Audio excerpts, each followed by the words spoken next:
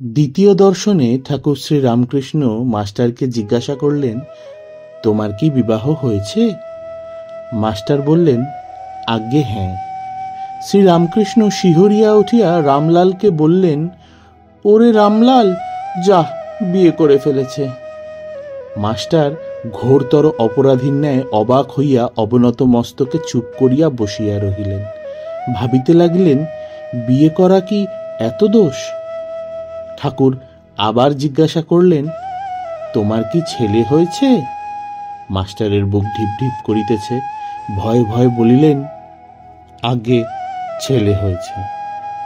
ঠাকুর আবার আক্ষেপ করিয়া বলিতেছেন, যাহ, ছেলে হয়ে গেছে। তিরস্কৃত হইয়া তিনি স্তব্ধ হইয়া রহিলেন। তাহার অহংকার চূর্ণ হইতে লাগিল।